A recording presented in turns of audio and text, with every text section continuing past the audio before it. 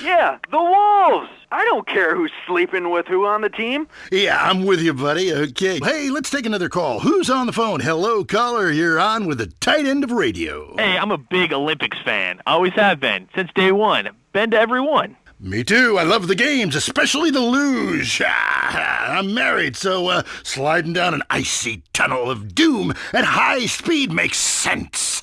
Yeah, I know about frigid action myself. I mean, they gotta be kidding me. Since when has running been an Olympic sport? Running ain't a sport. Don't make me puke. Anyone can run. My ex-wife made me an athlete. I ran my ass off when the Red Baron flew into town. I tell you, when I was a kid, there were only 3 sports that mattered: football, baseball, and killing communists. And I had a great childhood, really great, even if my uncle did come into my room that late at night drunk, and that was nuts. Anyway, look, who's on the line? We got a Caledonians fan on the line. Tough times, huh? Hey, your whole life revolving around rich men playing poorly. Man, I totally identify with shallow heroes who I don't know personally. God, I love a dude with a big pituitary gland. I love the Callies, man, but this year, I'm telling you, they're going to need to score some points and get some yardage and win the game. Yeah, if they don't win, men will be beating their wives with good reason. Hey, they got to start playing to win, trying to score some on the other team. Hey, I wish I had a wife so she could beat me. Ha! Here's what I say, man. If you want to be number one,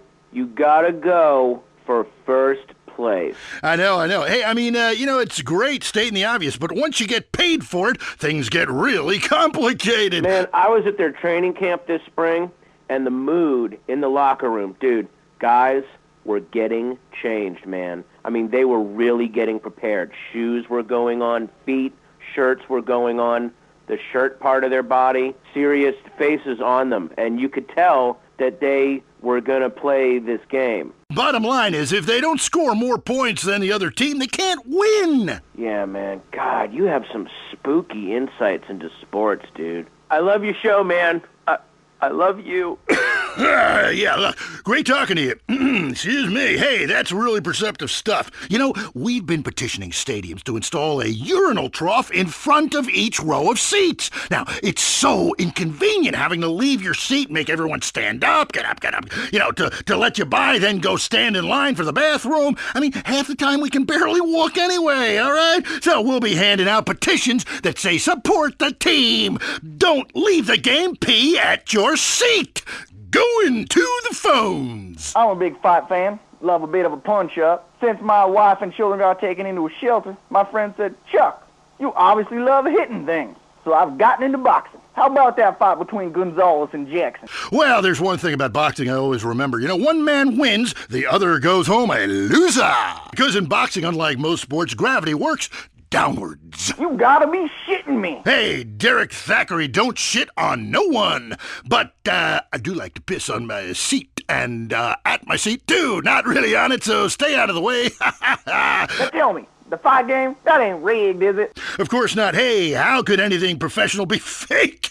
Hey, there's too much money at stake for one thing. I mean, these guys got too much to lose. I mean, why is a guy going to take a dive for a few extra million when he could earn that over a number of years getting his brain turned to pulp? Be serious for a minute. The clock is counting down again. It's time for Derek to head to the locker room and celebrate in the shower.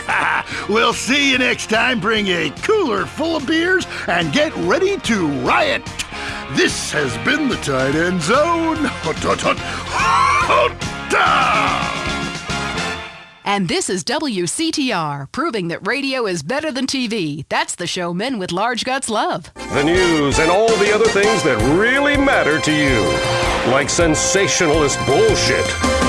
If you're into exploring exotic places and forbidden fruit, stay tuned. It's The Wild Traveler. Next. Support for The Wild Traveler is brought to you by the Ultimate Disc in the Dark Association of America, who encourages you to get out and play hard. Hello, I'm James Pedestin, World Traveler, and this is The Wild Traveler. We're discussing the world and all of its many pleasures. Let me put it like this. Why have a hot dog from an uncaring vendor by the bathroom when you can attend a beer-guzzling marathon in Germany with enormous men and taste a wonderful German's Wurst? The world is full of incredible things. and you can discover them for yourself. Come along, I'll take you there.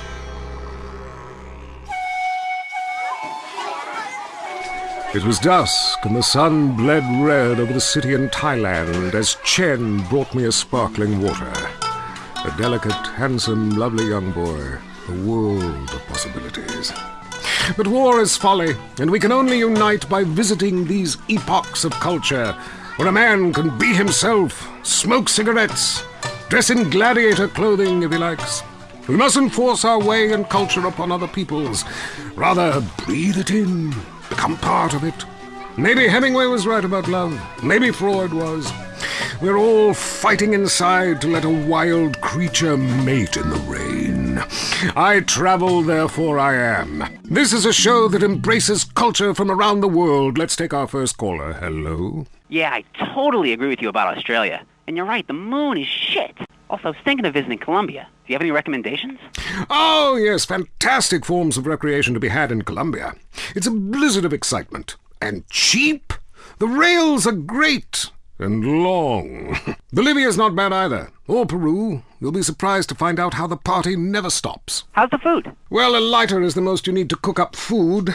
But there's scarcely time to eat, my boy. You'll meet fascinating people, feel so comfortable you'll rip your clothes off and howl for days. Next caller. Yeah, hi. My name's Geraldine, calling from Kansas City. This is such a great country. Why would you go anywhere else? It's unpatriotic to travel. I mean, I got war, famine, depression, and pollution right here on my doorstep. And parents, don't let kids Euro-rail after college. They'll come back with ludicrous misconceptions about healthcare, charity, and civilization. Europe is not the real world. This is.